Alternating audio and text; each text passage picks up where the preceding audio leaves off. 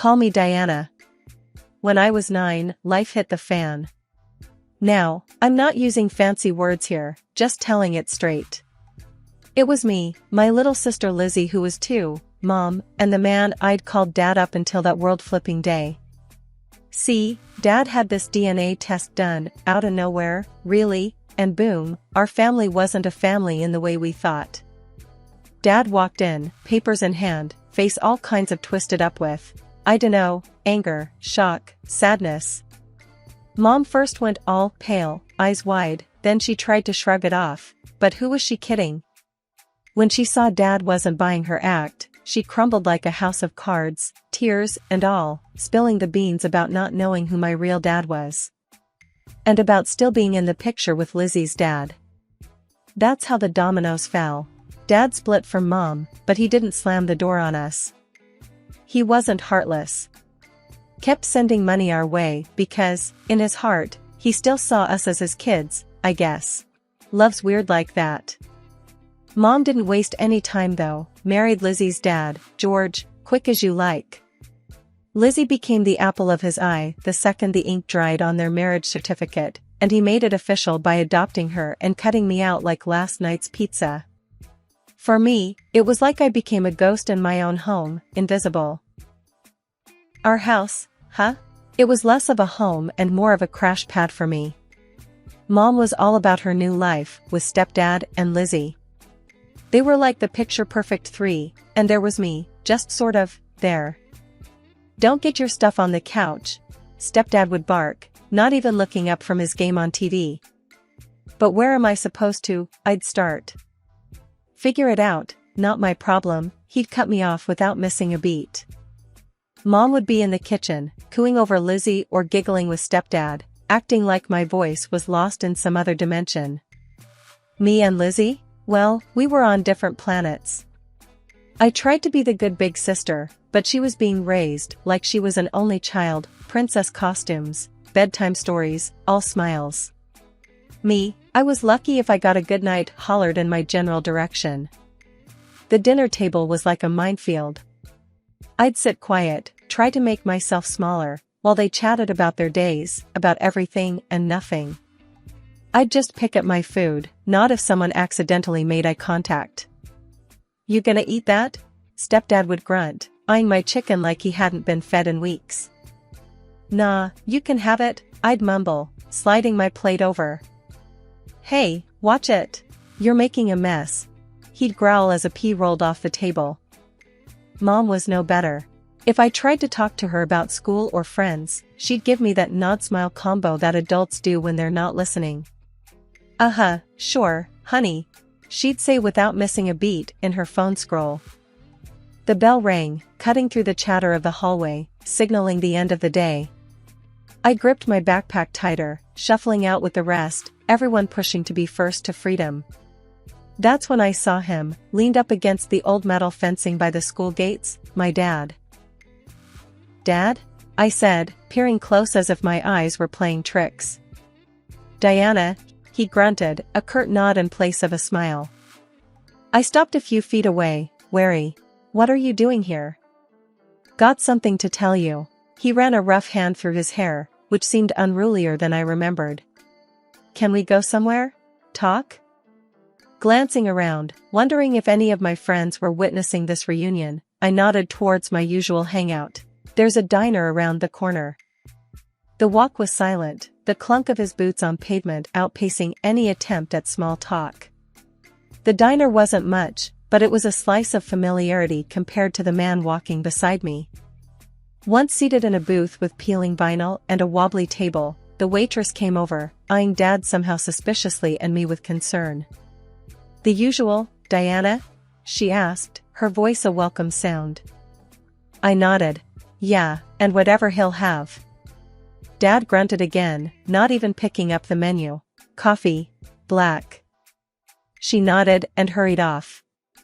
I drummed my fingers on the table, buying time. Eventually, I burst out. You can't just show up like this. He didn't flinch. Didn't plan on it. Thought you oughta know, though. I can't have kids, Diana. The words hung there like a heavy smoke. I stopped drumming my fingers. So, he shifted uncomfortably. Thought you might want to know. Be with your old man now that I know for sure you're the only one I'll have. My heart was doing strange flips. Just like that? I drop everything and come with you? It's not nothing, Diana, he said, voice rising a touch. Figured it meant something. To you, especially.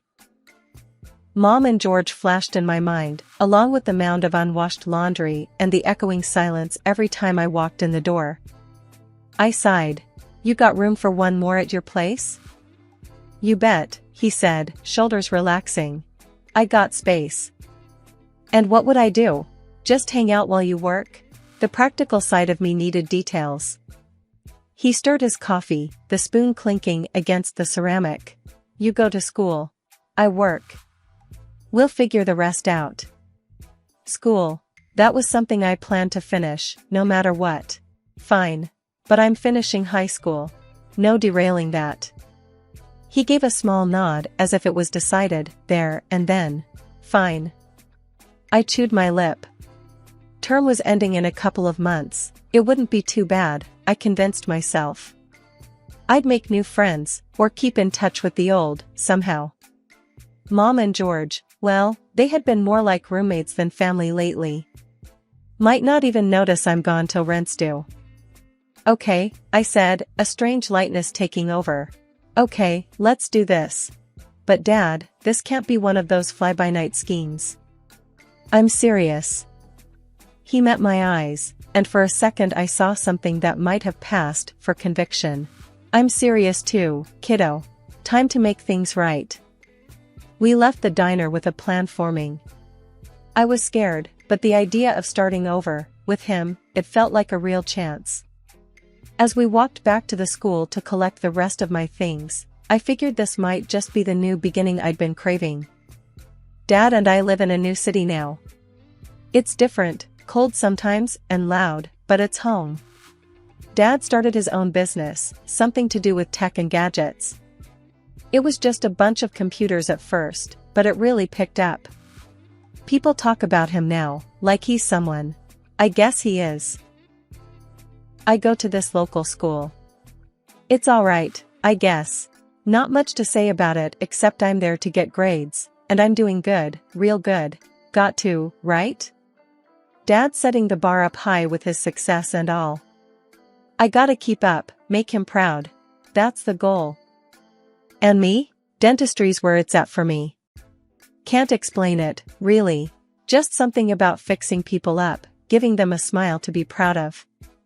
Sounds good, doesn't it? Dad's all for it. When I first told him, I thought he'd be like, dentistry, really? But no, he was all. If that's what you want, kiddo, then go for it.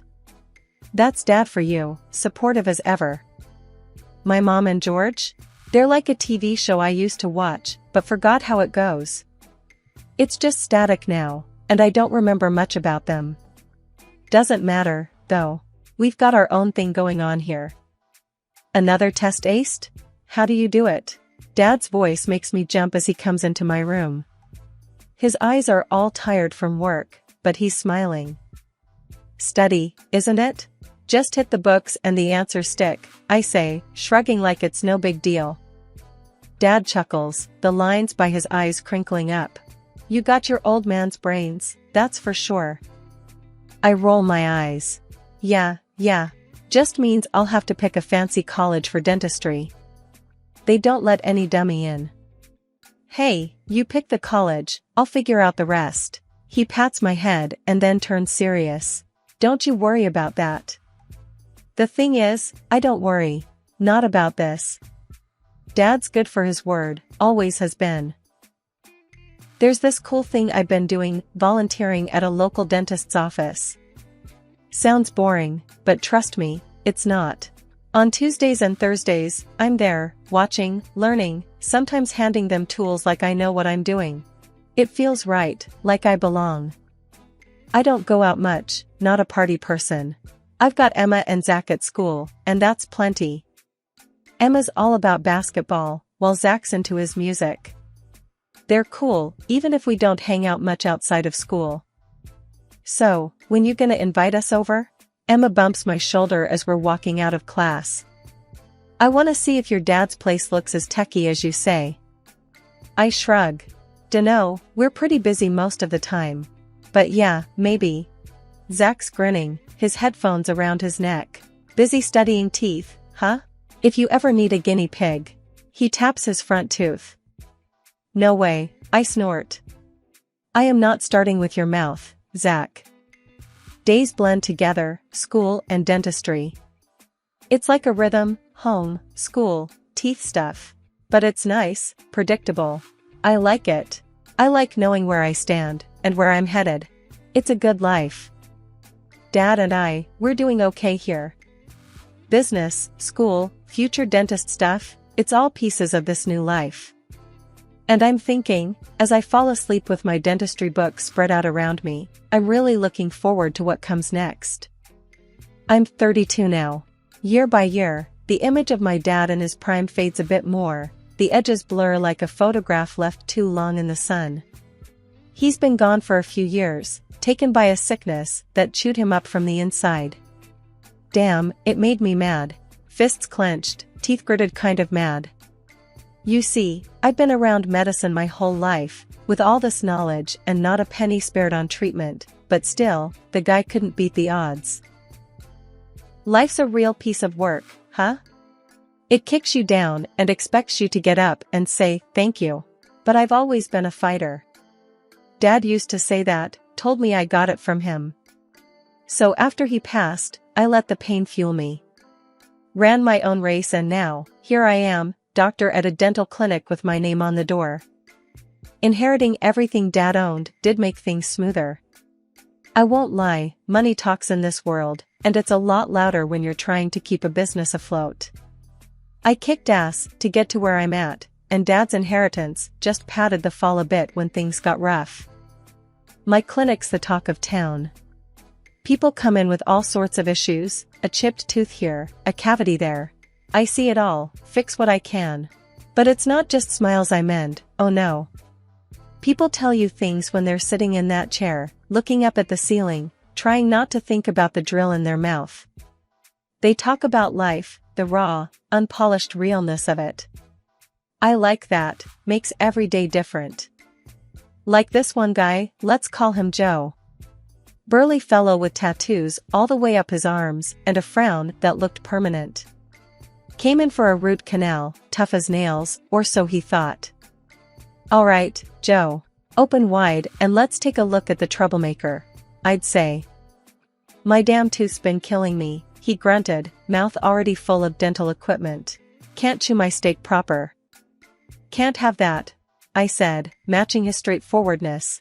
Let me fix you up right quick.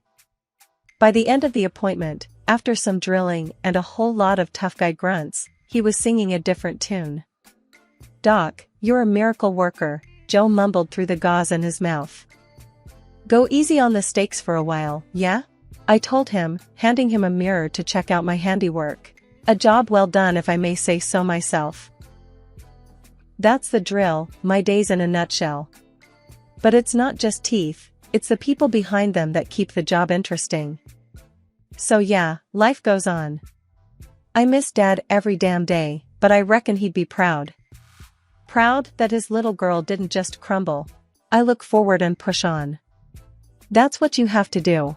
No use dwelling on the what-ifs and the whys. You deal with what's in front of you, one day, one tooth, one heartache at a time. The sun was setting when I heard the knock. I wasn't expecting anyone, let alone Mom and Lizzie. Their sudden appearance felt like a gust of wind before a storm. You got a nice place here, said Lizzie, as she pushed past me like she owned the place. Her eyes were hungry, taking in every detail of my living room. Hi, honey, Mom said, less bold but with a look that told me she had something on her mind. We were just in the neighborhood. I doubted that. They lived in another city. What brings you here? I asked, even though I had a nagging suspicion. We need to talk, Diana. Lizzie cut in, plopping down on my sofa with no invitation. I'm planning to go to college. I raised an eyebrow. That's good to hear, Lizzie. But why do I feel like there's a but coming up?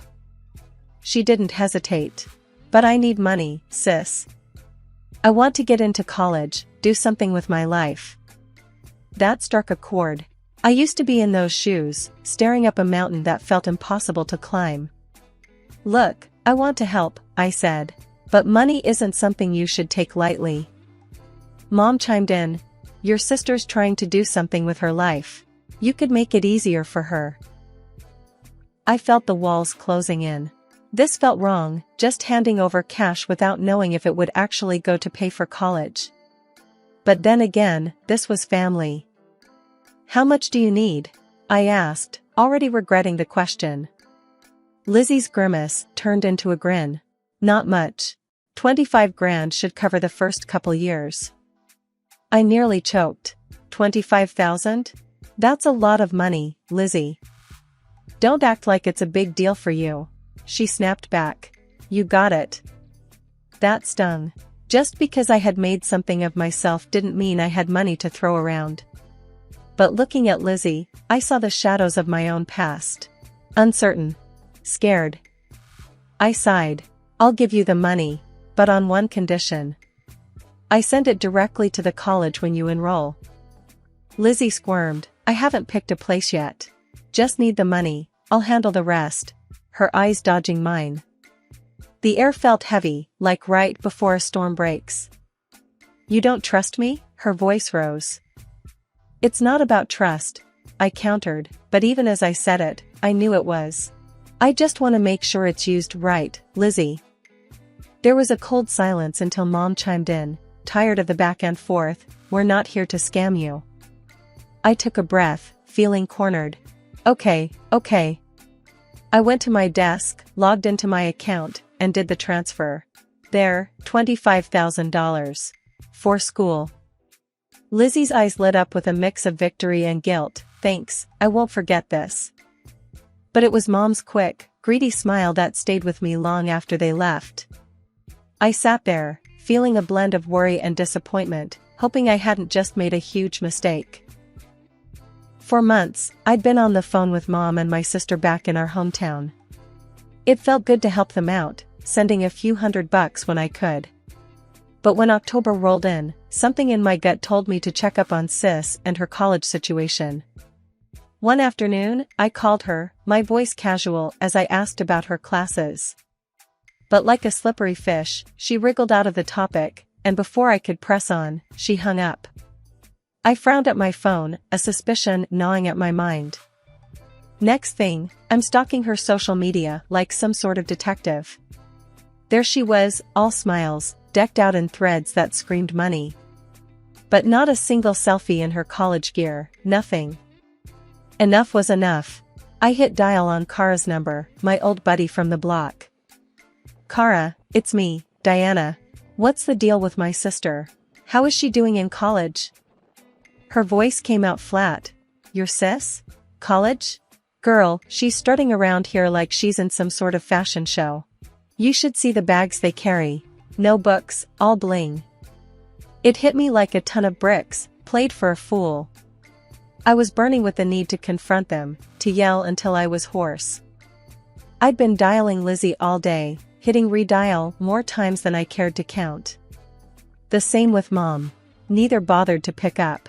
Each ignored call stacked bricks in the wall they were building between us.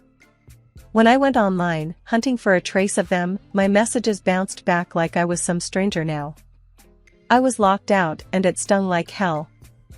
Hurt simmered and bubbled over into a rage that iced my veins. They'd conned me. The doorbell rang like a warning siren that I didn't want to heed. There on my doorstep, my mother and sister stood, their appearances a bit too polished for a casual visit.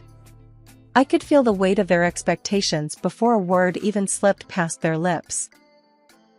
Without an invite, they barged in as if it was their right. They settled on my couch and began to look at my living room. Need money for college, Lizzie blurted out, not 2 minutes into the so-called visit. Her eyes didn't meet mine, and why would they? Lies have a hard time looking you in the eye. Yeah?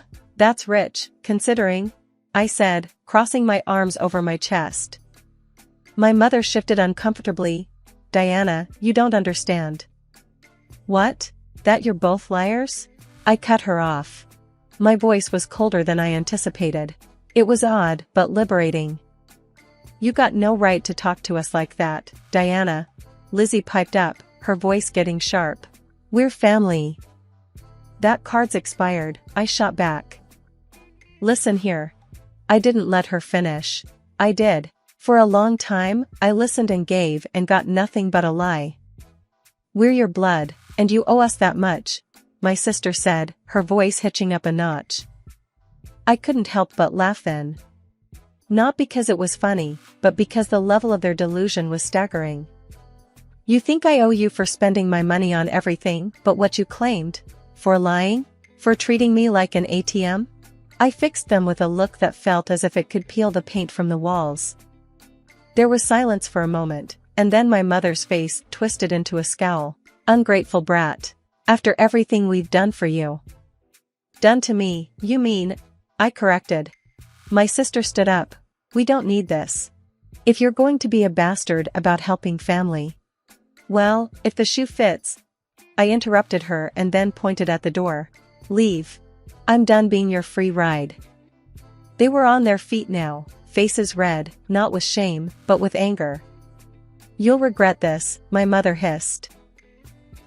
I already regret plenty, but cutting you off ain't on that list. I walked to the door, holding it open. Get out. As they stomped past me, their parting words were threats about making me pay in ways money couldn't cover. Once they left, the silence in the apartment was heavy, but it was mine and mine alone. I leaned against the closed door after they were gone and exhaled a breath I didn't realize I'd been holding. It was done. It should have felt like a victory, but wars with family tend to leave you counting losses more than wins. Life has a funny way of showing you who really cares. Here I am, sitting on the rough patch of grass by his grave, my dad's grave. Well, he wasn't my biological dad, but that never mattered. He treated me like I was his own. Gave me support, taught me right from wrong, showed me kindness. Not like my mother or my sister. I stopped picking up their calls, blocked their numbers. Cut them off, just like that. Now, here I sit with only the sound of the wind for company. I talk to him, to my dad, telling him about my day, about the tough root canal or the kid who wouldn't stop squirming in the chair. It feels right, you know, being here with him. Peaceful. Hey, Diana. It's Jim from the grave next over. Poor guy, lost his wife last year. He's a regular here, like me. You're talking to your dad again, huh? Yeah, I say. You know how it is. Jim nods. Sure do. Gotta keep the connection somehow. How's work going? Same old, same old. Teeth are teeth, Jim. They don't change much. Jim chuckles. Yeah, I guess teeth are more reliable than people, huh? You got that right, I smirk. I've always liked Jim. Has a way of saying what he means without wrapping it in cotton. I stand up, brush the grass off my jeans, and take one last look at the headstone. See you tomorrow, Dad, I say softly, though he can't hear me. The door of the car closes with a satisfying thud. I start the engine and roll out of the cemetery. The road stretches out ahead of me, clear and open. Just like my future, just like my life now. No more chains pulling me back, no more feeling like a human ATM. My life is mine again, I whisper to the rearview mirror. Tucking a stray hair behind my ear, I pull into the traffic. My phone's silent these days, but I like it that way. No surprise calls begging for cash, no manipulative messages. Just the occasional text from a friend or a reminder for an appointment. When I get home, I crash on the couch. No yelling, no lies, no fake teary apologies or promises. Maybe I'll get a dog, a big one with soft ears. Someone who's glad to see me for me, not for what's in my wallet. Yeah, that sounds nice.